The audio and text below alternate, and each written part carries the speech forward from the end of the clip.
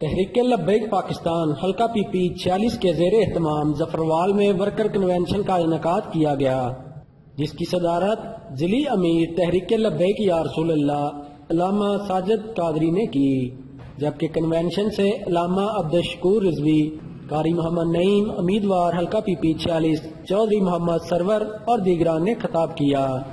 تحریک لبیک پاکستان بڑی تیزی کے ساتھ عوام میں مقبولیت حاصل کر رہی ہے۔ امت مسلمہ کی سربلندی اور وطن عزیز کی خیر خواہی کے لیے تحریک لبیک پاکستان کے امیدواران انتخابات میں بھرپور کامیابی حاصل کریں گے اور ملک و ملت کے لیے خدمات کی عظیم تاریخ رقم کریں گے۔ اس موقع پر مقررین نے کہا کہ ہم نے یہ عہد کیا ہے کہ جب تک یہ الیکشن ہو نہیں جاتے، جب تک حضور کے غلاموں کا ووٹ حضور کے نام پہ ٹرین پہ لگ نہیں جاتا، ہم آرام کی نیند نہیں سوئیں گے۔ اپنے رشتے داروں بہن بھراواں دوستاں دے گھراں چا آکھو بھائی جی پہلے آندے سب پارٹیاں واسطے، پہلے آندے سب پتاں واسطے، تے ہن آیا مصطفیٰ دی رسالت واسطے۔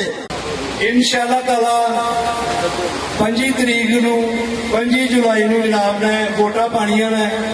میں انشاءاللہ تعالی جناب دے امیداں دے پورا اتراں گا۔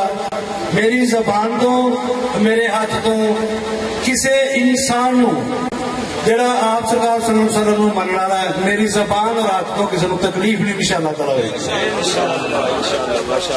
اس موقع پر ان کا مزید کہنا تھا کہ تحریک لبیک یا رسول اللہ کامیاب ہو کر تھانہ کلچر کا خاتمہ کرے گی اور عوام کی امیدوں پر پورا اترے گی۔ تحریک لبیک کے کارکنان نظریاتی ہیں اور ان کا مشن ملک پاکستان میں نظام مصطفیٰ کا نفاذ ہے۔ کیمرہ مین محمد عرفان کے ساتھ رانا علی رضا، روز نیوز، ظفروال۔